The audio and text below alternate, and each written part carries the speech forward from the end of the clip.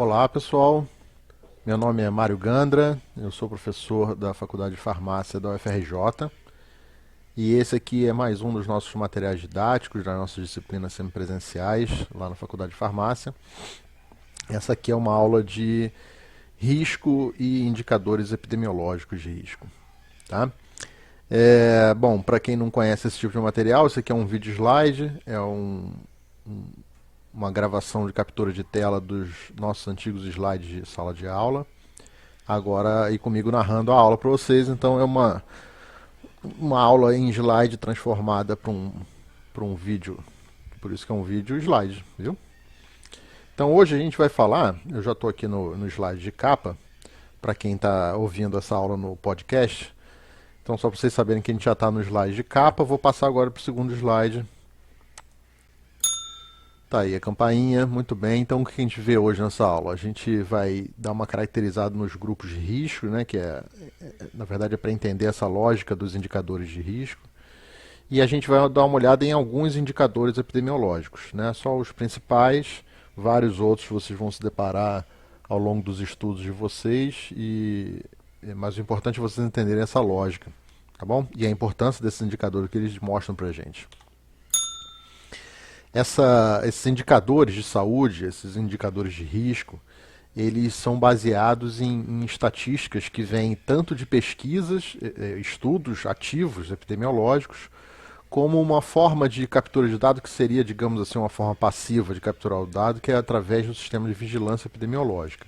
Então, sistemas que vigiam dados demográficos do país e dados de saúde também do país. Então, número de internações, de mortalidade, mortalidade infantil, ocorrência de certas doenças e assim por diante. Então, essas estatísticas mostram para a gente o risco, a probabilidade de algo acontecer e mostra isso na forma de proporções. Proporções de risco de algo acontecer ou proporção do que aconteceu. Então você pode dizer, por exemplo, que a mortalidade por casos graves de dengue em 2006 foi X no Rio de Janeiro. Então você está mostrando a proporção de pessoas que morreram dentro da população toda do Rio de Janeiro. Então essa proporção pode ser mostrada na forma de uma proporção direta, por exemplo, 1 para 1000, 1 para 10 mil, 3 para 1000, 3 para 100 mil e assim por diante. Ou na forma de uma fração e principalmente apresentar isso de forma gráfica para poder voltar isso para a população de uma maneira fácil de compreender. Mas como é que a gente constrói essas proporções? A gente compara o que com o que? Então, primeiro, eu queria que vocês ficassem atentos para a primeira parte, que é o principal dessa aula, que é a gente entender a lógica desses indicadores epidemiológicos. Esses indicadores eles expressam uma relação, uma proporção, entre os doentes ou óbito ou uma condição específica de vida, de saúde, e a população geral. Ou pode ser, como eu já falei para vocês em outros vídeos, pode ser não a população geral, mas grupos populacionais específicos. E a relação entre esses grupos, você fazer uma relação entre doentes ou entre óbitos e uma população maior, né, um denominador maior, isso é que é o risco. Você fazer uma relação entre grupos. Esses grupos são os subconjuntos dentro de um grande conjunto que seria uma população total, seja uma população total de uma cidade, de um estado ou de um país. Tá? Então, como eu falei antes, não é só o que aconteceu, mas também o que poderia ter acontecido e como poderá ser no futuro. Então eu vou usar esse tipo de imagem aí embaixo, que muitas outras fontes também usam, que mostra um sistema de conjuntos e subconjuntos se referindo à doença D, né? D minúsculo ali, ou doença X, podem chamar do que quiser. O que importa são esses grupos que estão ali. Então o que são esses grupos? Primeiro vamos nos familiarizar com essa nomenclatura. Vamos começar de baixo para cima. Na letra P, que é o conjunto maior, esse conjunto aqui em azul, é a população ou o grupo populacional em risco. Ou seja, todos daquela população a qual você está se referindo que estão em risco, de uma forma ou de outra, podem estar em risco de desenvolver uma doença ou de falecer. Dentro dessa população geral, de toda essa população em risco, nem todos os membros dessa população são expostos ao agente etiológico da doença. Então, dentro da população geral, a gente tem um subgrupo que são os expostos. Dentro dos expostos, que foram expostos ao agente etiológico, nem todos são infectados. Então, dentro do subgrupo dos expostos, tem um subgrupo dos infectados. Dentro do subgrupo dos infectados, alguns desenvolvem a doença, outros não. Então, tem o subgrupo dos doentes. Dentro do subgrupo dos doentes, tem o subgrupo dos doentes que apresentam sintomas graves, aqui o subgrupo G. E dentro do subgrupo G, são os graves, você tem o subgrupo dos óbitos. Então, nem todos que apresentam sintomas graves vão a óbito, alguns vão. Então, é um subgrupo dentro de outro, dentro de outro, dentro de outro. Tá certo? Então, esses são os subgrupos básicos quando a gente fala de um estudo epidemiológico, que vai finalizar com a apresentação de um indicador de risco. E, assim, sendo um pouco mais formal em relação a relação entre esses subconjuntos, a gente pode dizer que a relação deles vai gerar um macroindicador ou um microindicador. Isso é uma formalidade, tá? Mas é uma coisa com a qual vocês vão se deparar constantemente, então é importante a gente falar. E, seguindo essa regra de macro para micro, tem uma nomenclatura específica. Quando é um macroindicador, a gente chama de taxa. Quando é um microindicador, a gente chama de coeficiente. E quando que é uma taxa e quando que é um coeficiente? Quando a taxa é quando a gente tem no denominador a população geral em risco. E é microindicador quando você tem no denominador um subgrupo dessa população geral. Tá? Pode ser os expostos, os infectados, os doentes, qualquer um desses. Tá bom? E isso vai ficar mais claro daqui a pouco. Ó, por exemplo, dá uma olhada nesse slide que mostra, por exemplo, taxa de mortalidade. Taxa de mortalidade é o subgrupo óbitos sobre o subgrupo população, certo? Então é uma taxa, porque você está usando no denominador o grupo maior, né, que é a população geral a qual você está se referindo. Veja bem, de novo, essa população em risco não precisa ser a população toda de um estado, toda de um município. Pode ser, por exemplo, a população de um asilo, a população de uma escola, a população de um bairro, tá certo? A população que mora numa certa rua ou de uma certa zona rural. Então, é simplesmente a população total a qual você está se referindo no estudo. Uma taxa de incidência, por exemplo, seria o número de doentes, incidência da doença, né? Então seria o número de doentes pela população. A taxa de incidência da infecção seria o subgrupo de infecção sobre o grupo populacional.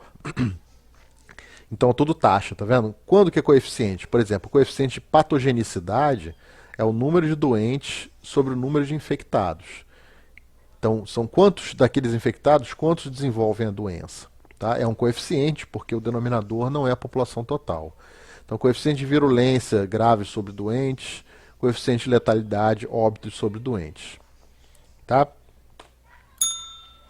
É uma formalidade, mas é importante porque vocês vão se deparar o tempo todo com isso.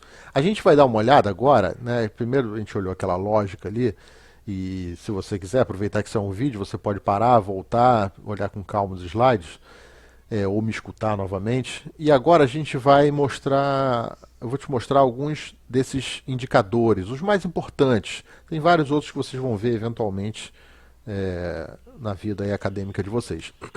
Então, mortalidade, letalidade, morbidade. A morbidade é um termo que indica a ocorrência de doença.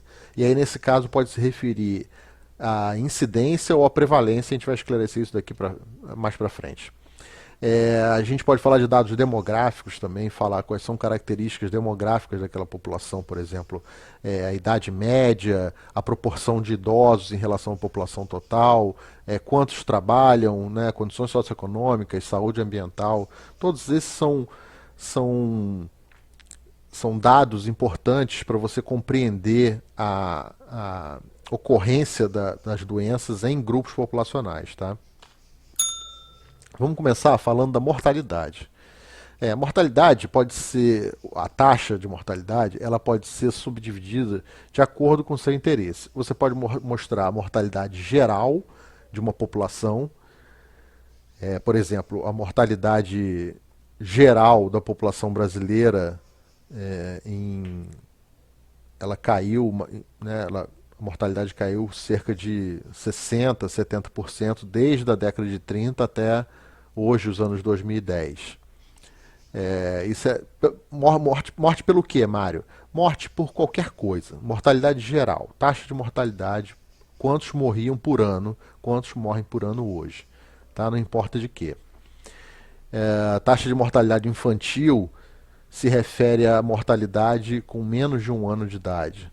Tem neonatal precoce, neonatal tardia, perinatal, mortalidade materna, que é um problema nas regiões muito pobres do país, era um problema muito maior antigamente, agora já melhorou muito. É a mortalidade da mãe por causas gestacionais. Então, nesse caso aí, não entra, por exemplo, a gestante estava andando na rua, foi atropelada, morreu. É claro que isso não entra como mortalidade materna. Mortalidade não é só porque ela estava grávida, né, que a morte dela é encaixada na mortalidade materna. Só se for por causas gestacionais. Ou específica, né? Mortalidade específica. Mortalidade por uma doença, mortalidade por uma causa específica, mortalidade de uma certa região. Então, o específico vai variar de acordo com o que você quiser estudar.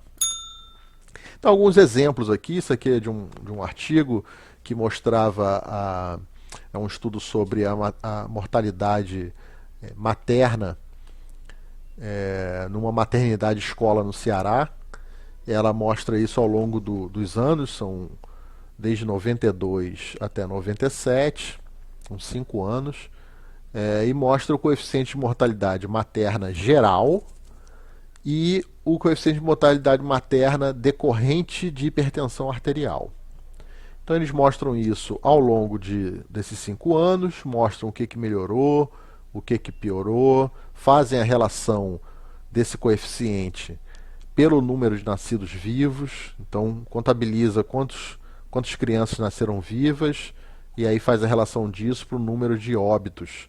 É um pouco diferente da gente fazer a mortalidade pela quantidade de mães que deram à luz lá, né? Então esse coeficiente de mortalidade materna, eles construíram, está aqui na legenda da tabela, construíram de acordo com o número de nascidos vivos. Então para cada 100 mil nascidos vivos, aí você tem um número de mortalidade materna. Tá? Um outro exemplo, isso aqui é no estado do Pará, é coeficiente de mortalidade por diarreia, de acordo com as faixas etárias de menores de 1 ano de idade, ou seja, mortalidade infantil, de 1 a 4, e o total que é de menores de 5 anos de idade. Então, no Pará, uma sequência de 2000 a 2004, uma sequência temporal, né, de 2000 a 2004, os dados, está vendo que é a fonte dos dados? Ó, os óbitos eles pegaram do SIM, que é o Sistema de Informação de Mortalidade, do SUS, pegaram a população do estado no IBGE, no site do IBGE, e o número de nascidos vivos no SINASC, que é o Sistema de Informação de Nascidos Vivos. Tá? Então está aqui, ó, coeficiente de mortalidade por diarreia infantil de 1 a 4 anos, e menores de 5 anos no estado do Pará.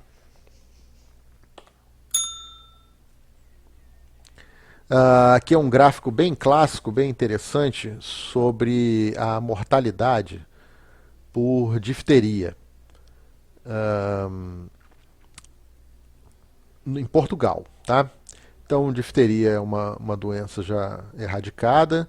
Vocês veem que o gráfico tem um salto de redução aqui de números de notificações de morte por volta de 1940, 1945, e depois você tem uma nova queda depois da implantação da primeira vacinação lá em Portugal, mas foi uma vacinação de baixa cobertura e ela reduziu um pouco, mas nem tanto. Depois você teve o começo da vacinação em massa e a redução até chegar a zero.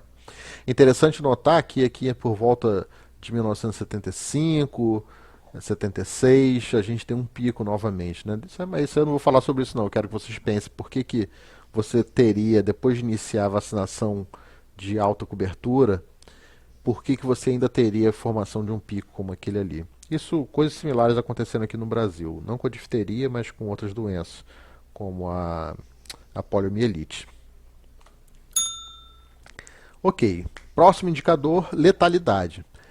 Eu tinha falado antes, para quem não lembra, letalidade ela é a relação entre os óbitos e o número de casos da doença. Então agora, na mortalidade, você compara os óbitos com a população total. E na letalidade é o número de óbitos pelos que estavam doentes, em relação ao número dos que estavam doentes. Isso é muito interessante porque a letalidade ela, ela tem mais a ver com dizer assim o quanto aquela doença mata, o quanto que aquela doença é capaz de matar depois que ela infecta, depois que ela está estabelecida nos indivíduos, né? Então, a letalidade é um indicador que aponta o risco de morte pelaquela doença específica. Tá? Tem a ver com tratamento para aquela doença? Tem a ver sim. Tem a ver com predisposição genética? Tem sim, mas principalmente mostra a agressividade da doença. E eu vou dar um exemplo legal disso. Legal não, porque a agressividade da doença nunca é legal, né? Mas vocês devem lembrar que por volta de 2011, se eu não me engano, 2012, ah, surgiu no Rio de Janeiro um novo sorotipo do vírus da dengue, que era o DEN3, se eu não me engano, que é um subtipo do vírus que é mais. Ele gera mais casos graves, ele é mais hemorrágico, ele gera mais casos, uma proporção maior de casos hemorrágicos. Então, quando isso aconteceu, a gente começou a ter mais mortes por dengue no estado. Então é por quê? Porque o tratamento não está legal, porque o diagnóstico isso ou aquilo. Pode ser se a gente falar para depois do ano que isso aconteceu, mas no primeiro ano é simplesmente porque a agressividade da doença mudou, aumentou. Né? Então agora, naquele ano, a doença passou a matar mais, uma característica da doença. Ela passou a ser mais agressiva. Tá? É claro que nos anos seguintes, uma vez identificada essa questão, nos anos seguintes a gente, então o diagnóstico precoce, o tratamento melhor, a identificação melhor, fizeram esses números baixarem. Então você entra com outros fatores nessa história. Mas a letalidade inicial, variações iniciais de letalidade, normalmente tem a ver com a agressividade da doença. Vamos ver aqui uns gráficos que mostram alguns exemplos de evolução de letalidade. Esse aqui é da gripe suína, que foi de 2009, se eu não me engano, quando a gente teve um surto pandêmico de gripe suína. E aí a gente tem várias coisas mostradas nesse gráfico. Em a linha azul, a gente tem o número de casos, tá, da doença que foram sendo relatados. Em vermelho, a gente tem o número de mortes. Em verde, o número de países que apresentaram casos, né? Então, esse verde aí vai mostrando o quanto a gripe suína estava atravessando fronteiras. E em roxo, se eu não me engano aquilo ali é roxo, está sendo mostrado a letalidade, é a curva mais abaixo lá no gráfico. E aí você vê assim, o número de casos está aumentando, o número de mortes está aumentando e a letalidade está caindo? Mas como é que a letalidade está caindo se a doença está avançando? Então, lembra que a letalidade é o número de mortes em relação ao número de doentes, certo? Então agora compara as curvas azul e vermelha. Você está vendo que ambas estão aumentando, certo? Mas você está percebendo que a azul ela aumenta mais rapidamente que a vermelha?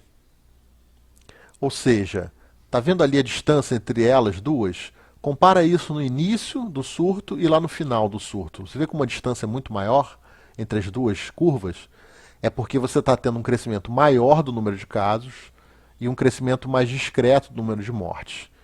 Ou seja, se o número de casos no início era baixo e o número de mortes alta, e isso foi se invertendo, quer dizer, o número de casos foi crescendo muito e o número de mortes cresceu pouco, Então, quando você vai comparar o início e o fim, pelo menos desse período que a gente está vendo aí, que é um período de mais ou menos 30 dias, o que você vê é que a letalidade vai diminuindo. Né? Por que, que ela diminui? Porque o denominador, que é o número de casos, ou seja, o número de doentes, aumenta muito mais rapidamente do que o número de mortes. Então a letalidade estava baixando, porque eles estavam conseguindo controlar o surto, reconhecer rapidamente, tratar adequadamente mais rapidamente. Então a letalidade foi baixando. Ainda, claro, teve uma dificuldade de contenção do espalhamento, né? Você vê que estava começando a chegar uma estagnação do número de países, mas você ainda estava subindo ali o número de infectados, né? O número de doentes. Então a gente tem que olhar esses gráficos sempre com bastante atenção e lembrar sempre da matemática para a gente fazer a comparação e chegar a conclusões, tá? Outra, intoxicação por medicamentos, segundo o coeficiente de letalidade no Paraná. Então, mortes causadas por intoxicação por medicamento. Uma série histórica também, de 99 a 2003, bastante oscilação nessa série histórica. Um problema provavelmente difícil de se controlar. Agora vamos falar da morbidade. Lembra, a gente tem o hábito de falar assim, fulano é mórbido, aquele filme é mórbido. Alguém fala de alguma coisa de morte, a pessoa, que mórbido. E a gente sempre tem na cabeça o termo morbidade relacionado com morte, né? Mas não é bem assim. O termo morbidade está relacionado com doença, com ocorrência de agravos à saúde. Tudo bem que em geral a gente relaciona isso com morte, mas nem sempre, né? Então, morbidade significa a ocorrência da doença. E a gente pode contabilizar essa ocorrência na forma de prevalência ou na forma de incidência. Vamos começar falando da prevalência. A prevalência é o número de casos de uma certa doença, né, num determinado momento. Esse momento não precisa ser assim, agora, ontem, semana passada. Não precisa ser isso. Pode ser um intervalo de tempo. Por exemplo, o número de casos de doentes com tuberculose no Hospital Universitário Clementino Fraga Filho, no ano de 2013. Tá certo? Então, você pegou todo o intervalo de 2013 e contou quantos pacientes de tuberculose passaram pelo HU, pelo Hospital Universitário, nesse ano. E aí você conta quantos pacientes no total a gente teve no hospital. Sei lá, 60 mil. Quantos tinham tuberculose? 400. Aí você faz a relação e você pode fazer. Normalmente você mostra essa relação numérica em 1 para 100 mil, né? Ou o número que der para 100 mil. Então, se você teve 400 em 60 mil, você vai fazer uma regra de 3 para construir isso na forma de uma fração cujo denominador é 100 mil. Tá? Você pode apresentar, quando a doença é muito frequente, você pode apresentar ela por 10 mil ou até por 1000. Isso, normalmente, para populações grandes, isso é desnecessário. Normalmente, você consegue mostrar com um número razoável aqui por 100 mil. Tá? Coeficiente de prevalência é quando você está sendo muito específico no seu grupo populacional geral. Então, se você está falando, por exemplo, aquele mesmo exemplo que eu dei, se você teve 400 doentes no HU em 2013 com tuberculose, em relação a quê? Em relação aos pacientes do sexo feminino com idade entre 41 e 63 anos.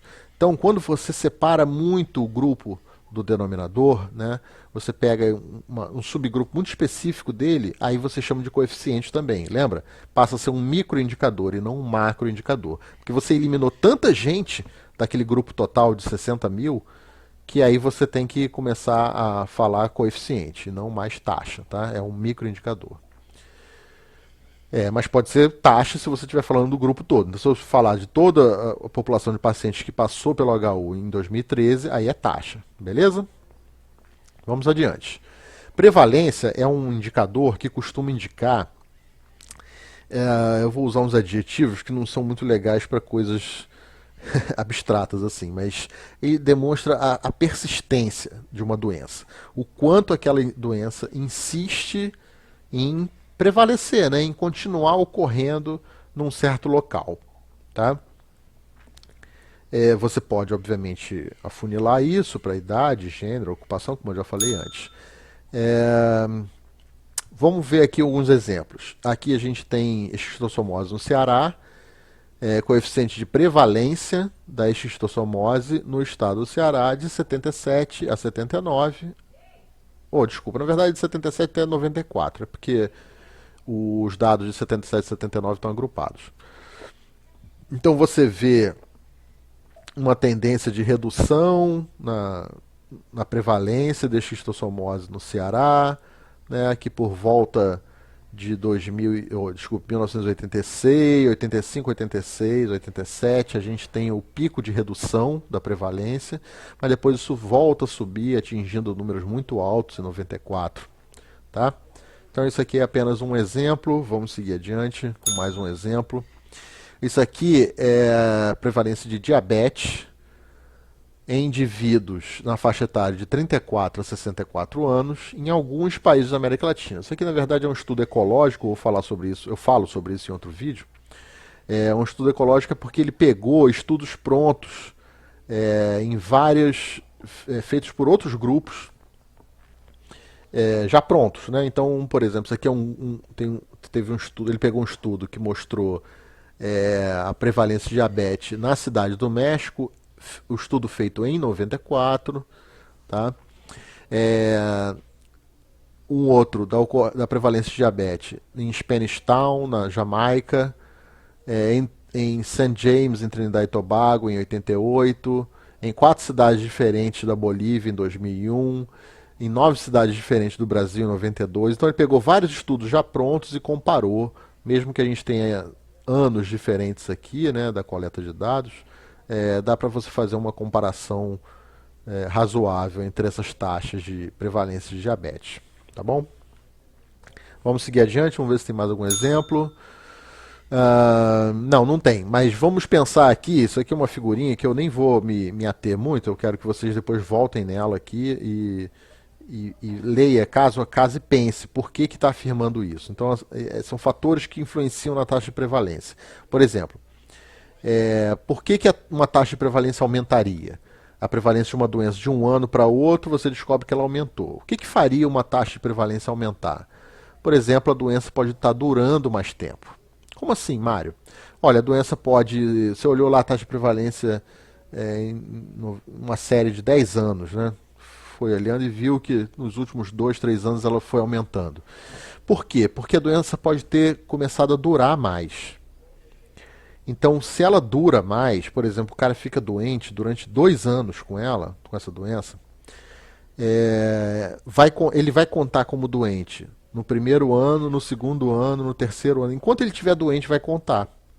E como está sempre ocorrendo novos casos, o número tende a aumentar. Por que a doença pode durar mais?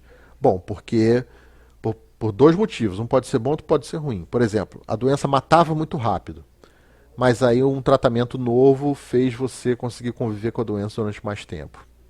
Essa é a parte boa. A parte ruim é a seguinte: você conseguia curar a doença antes, facilmente, e agora não consegue mais porque o vírus é mais agressivo, por exemplo, e aí você permanece doente por mais tempo.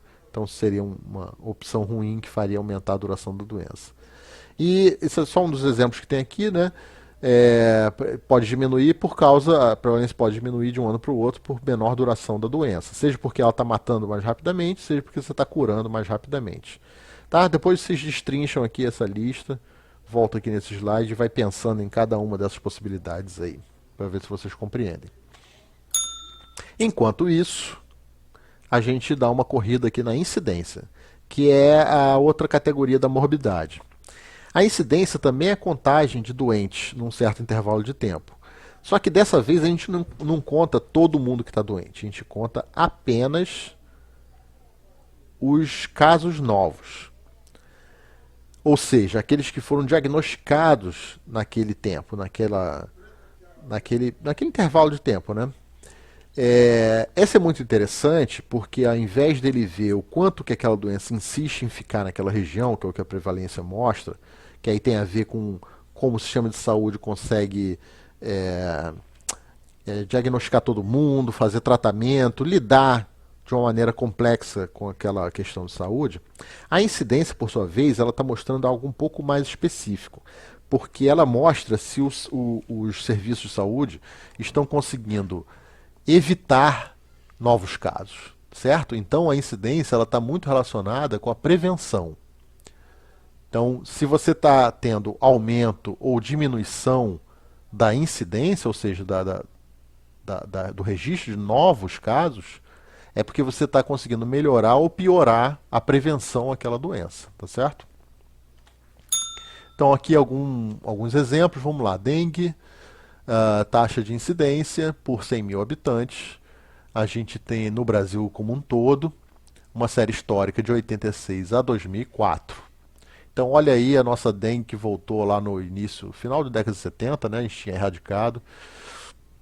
Então, em 86 a gente tem uma taxa de incidência de 34,5 casos por 100 mil habitantes.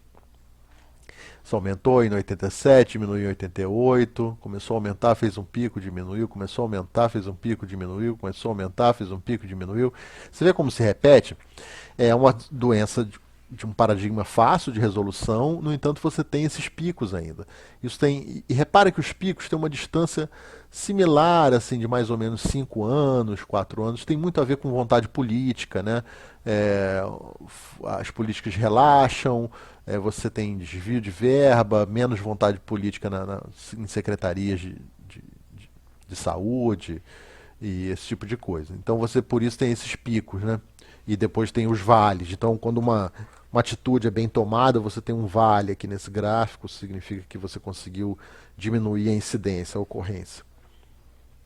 Segue adiante, AIDS. Isso aqui é AIDS que mostra duas curvas nesse gráfico. Nós temos uma série histórica também, de 1990 até 2012.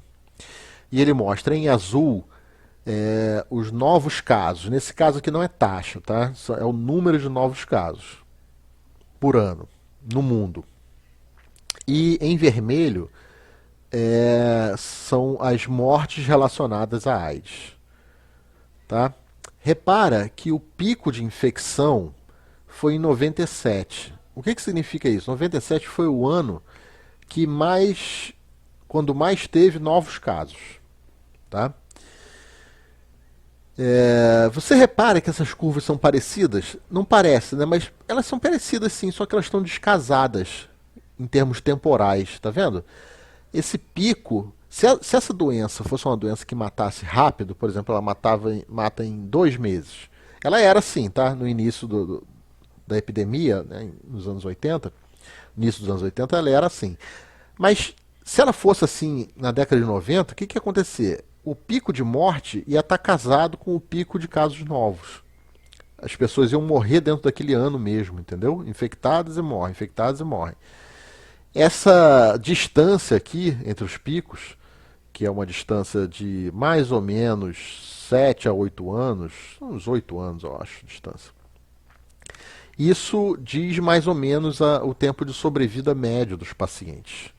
Né? Então a sobrevida, a partir de 97, a partir do final da década de 90, né, que a gente começou a ter um coquetel muito mais eficiente no tratamento da AIDS, a gente passou a ter uma sobrevida média de 7 a 8 anos. Interessante a gente analisar os gráficos e perceber isso, né? Muito bem. Mas, de novo, a AIDS, só que aqui no Brasil, isso aqui é a taxa de incidência por 100 mil habitantes. E aí você vê essa coisa maravilhosamente ruim, péssima, horrível.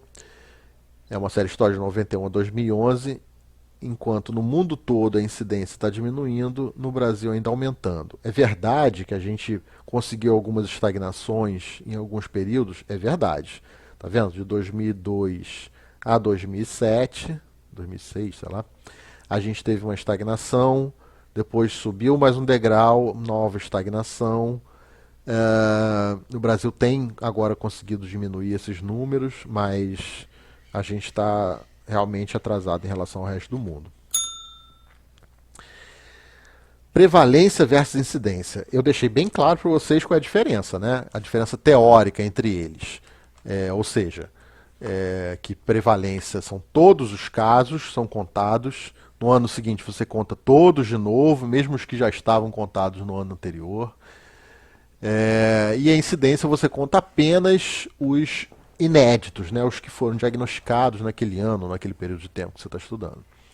Esse slide aqui não vou ficar lendo, não vou falar nada aqui nele, apenas é mais um daqueles slides que eu quero que você volte e pense nessas frases que estão escritas aqui. O que significa uma doença com alta prevalência e baixa incidência num certo ano? E o contrário, baixa prevalência e alta incidência. Pensa nessas frases aí, são coisas para vocês pensarem, tá? E tentarem tenta indicar uma doença. Essa doença aqui, Mari, essa aqui se encaixa nesse primeiro caso. Alta prevalência, baixa incidência. E essa outra aqui se encaixa nisso aqui. Lembrando, né, que quando a gente está fazendo estudo epidemiológico, pegando dados epidemiológicos, vale qualquer coisa. Não se restringam apenas a pensar em doenças infecciosas. Vale para tudo. Vale para acidente de carro, vale picada de inseto, vale por tiro, lesão corporal, doença mental, tá certo? Então, lembrando que a diferença entre, vamos marcar bem isso, a diferença entre prevalência e incidência, isso aqui seriam casos de doenças, né, o tracinho vertical nessas linhas horizontais indica o início, o diagnóstico da doença, e a bolinha preta seria o desfecho da doença, seja morte, seja óbito, ou seja cura, tá? Não importa. É o desfecho da doença. A pessoa deixou de estar doente.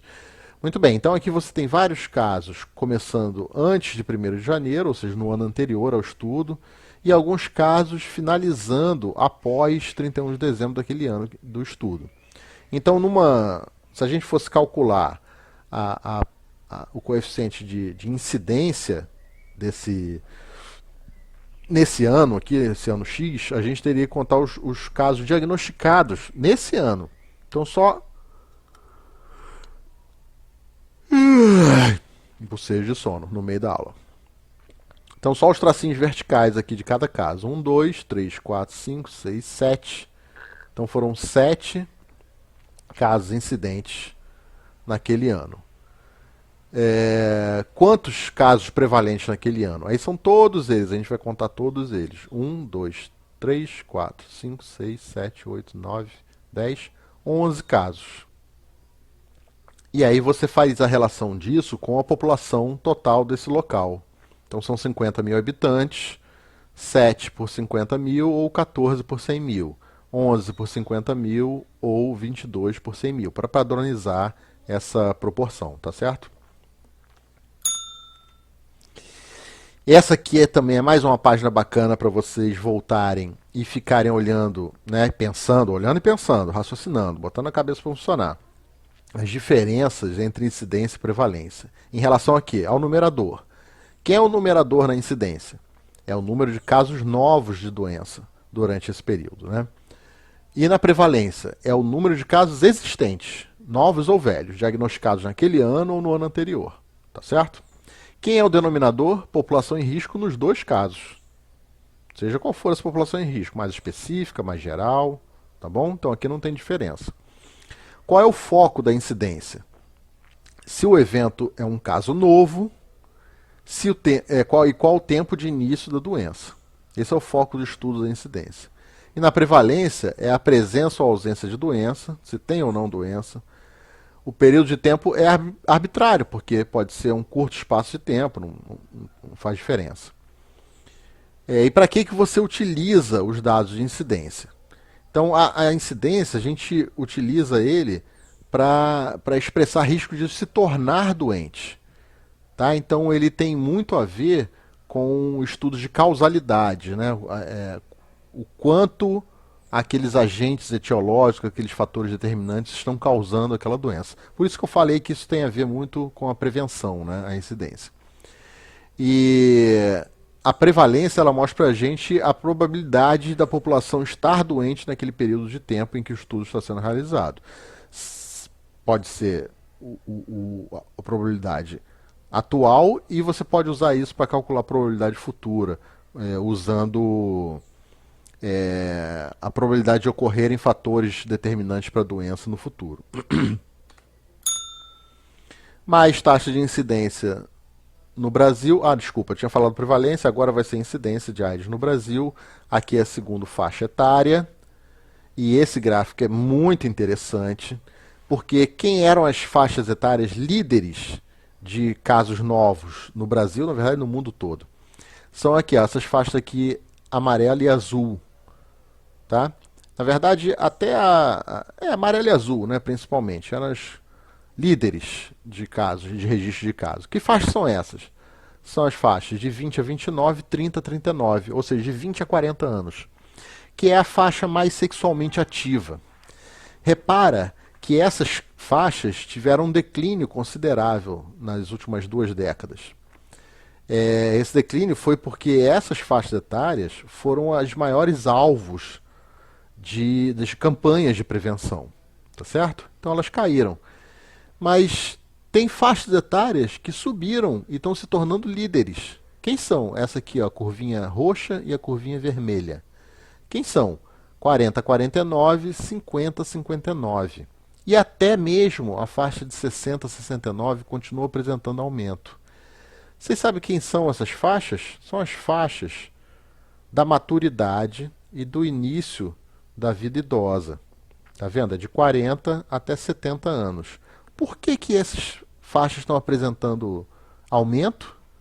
Sabe por quê? É a síndrome da pílula azul. Então, depois do desenvolvimento de medicamentos que aumentaram, como é que eu vou dizer isso? Aumentaram o tempo de vida sexual das pessoas, você tem faixas etárias onde você tinha diminuição da atividade sexual, que são essas três, você tem agora um aumento dessa atividade sexual. E em geral, como são pessoas mais velhas, elas são mais resistentes ao uso de preservativo. Então, por isso que essa faixa etária tem mais dificuldade em se prevenir. Tá? Então, eles passaram a ter uma vida sexual mais ativa e não incorporaram a questão da prevenção às doenças sexualmente transmissíveis. Peculiar esse gráfico aí, né? Pois é. Olha aí, esse gráfico é muito legal porque ele tem 2 indicadores nele. Tem na curvinha, né, na linha, no tracejado em linha, tem letalidade e em barras tem formas graves. De quê? De dengue no Rio Grande do Norte. Tá? Então, formas graves, você vê que oscila aqui bem baixinho e tem um pico por volta de 2007, 2008. E a letalidade oscila bastante também nesses primeiros anos, depois ela sofre uma grande queda.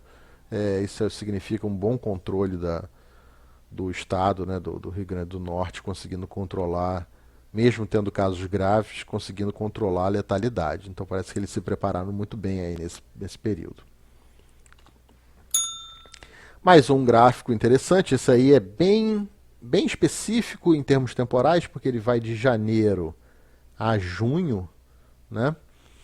Então ele está tentando mostrar muito mais uma coisa nesse caso aí, é uma questão de sazonalidade, ou seja, o comportamento da doença ao longo das estações do ano, as estações climáticas. Então você tem em vermelho a letalidade por leptospirose e em azul a incidência por leptospirose. Percebam que a incidência é alta nos meses chuvosos, janeiro e fevereiro, e é baixa nos meses secos, né, maio, junho.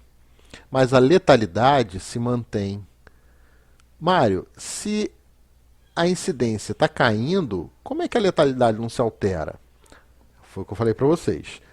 São óbitos por casos, nesse caso, no caso de leptospirose. Tá?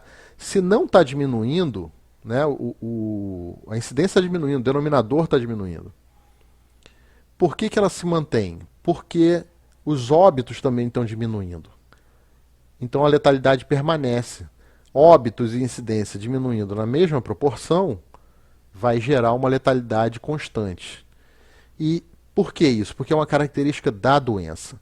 A forma da leptospirose que mata ela tem sempre a mesma proporção na população, não tem como ser evitada e não tem como ser tratada. Então você tem uma taxa constante de letalidade.